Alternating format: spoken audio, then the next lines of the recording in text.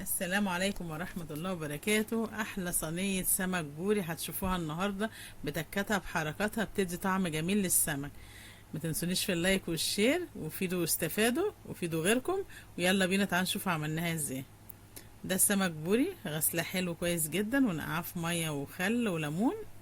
وهنا بقى دي الحاجات اللي هنعمل بيها: ده بصل أخضر، فلفل أخضر، طماطم، كرفس، وتوم، وبصلاية مبشورة. بس اكتر من كده مفيش. تعالوا نشوف هنعملوها ازاي. شايفين الجمال؟ بس هنجيب الكبة ونحط فيها الثوم والبصل الاخضر مع الكرفس وهنضربهم مع بعض. الثوم والكرفس والبصل الاخضر. البصل الاخضر بقى هو ده السر، بيدي طعم للسمك في منتهى الجمال. ضربناهم هم مع بعض. هنحطهم بقى مع البصلايه المبشوره اللي احنا ضربناه في الكبة، وهنقلبهم مع بعض مع البصلة كده بالظبط.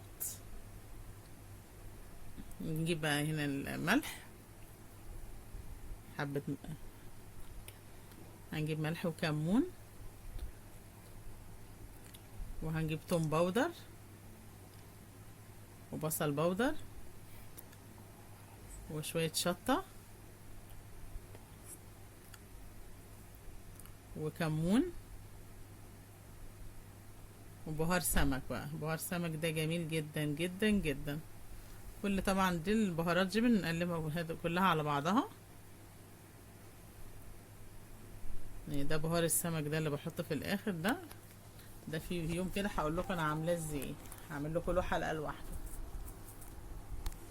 وحبه زيت وشويه خل ولا عصره ليمون.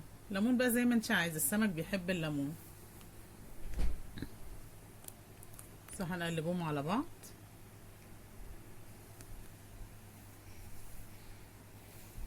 على فكره الحاجات البسيطه دي جدا بتخلي طعم وريحه للاكل جميل. يعني ممكن نقول ما نحط كده وخلاص، لا، في حاجات بتدي هي تبقى سبب نكهه الاكل يبقى حلو.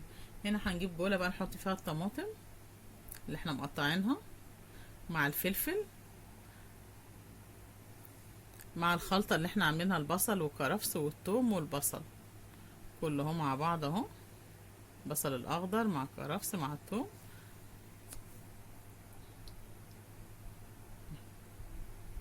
الالوان جميلة بتاعة الخضار بتبقى جميلة جدا مع التوابل اللي احنا عملناها بالزيت والخل والليمون كله. هنقلب كله على بعضه.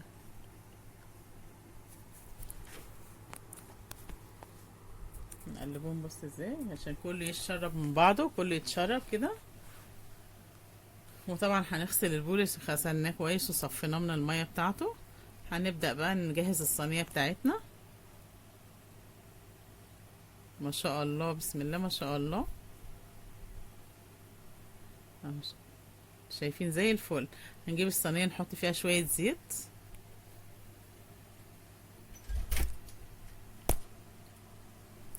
شوية زيت كده في قعر الصينية من تحت. وهنجيب شوية من الخضرة اللي احنا عملناها، ده التتبيلة دي كلها نحطهم برضو في الصينية من تحت، اللي هي كنا عاملينه مجهزينه لحشو السمك.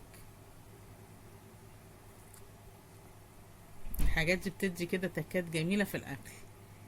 وبنحشي بقى السمك كده كله، بنحشيه ونرصه في الصينية.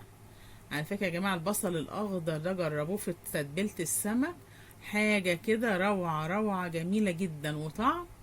وجربوا وعلى ضمانش، واللي يجرب يقول لي عمل ايه وطلعت حلوة معاه ولا لا.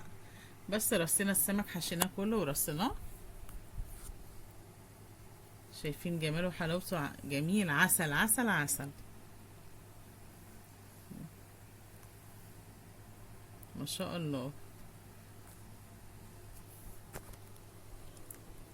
كده هنجيب بقى باقي الخلطة وهنحطها على وش السمك من فوق مع شوية زيت. انتوا بقى عايزين تحطي، انا حاطه فلفل حامي على بارد، عايزه فلفل بارد بس، فلفل حامي بس الخلطه دي بقى اللي فوقها بتدي طعم جميل. الفلفل ده حسب ما انتوا عايزين. حط ليمون، زودي بقدونس، اللي انت عايزاه حطيه. بس هي التكايه حلوه بتاعت السمك الصينيه. كل الحاجات دي معاها البصل الاخضر بيبقى رائع. او ممكن كرات، على فكره ممكن البصل الاخضر او كرات. بيدي طعم حلو جدا للسمك. بصوا الجمال ما شاء الله، بسم الله ما شاء الله. كده سوينا، شايفين جماله.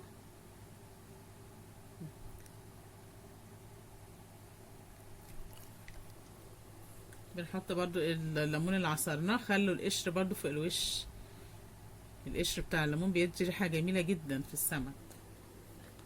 كده بقى هندخله الفرن عشان نسويه.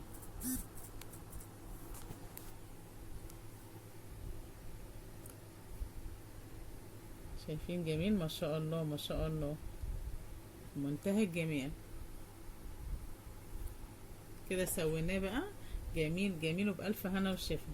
يلا شوفوا الطريقة وجربوها وقولوا لي عمل ايه، عجبكم ولا لا التكات اللي فيه.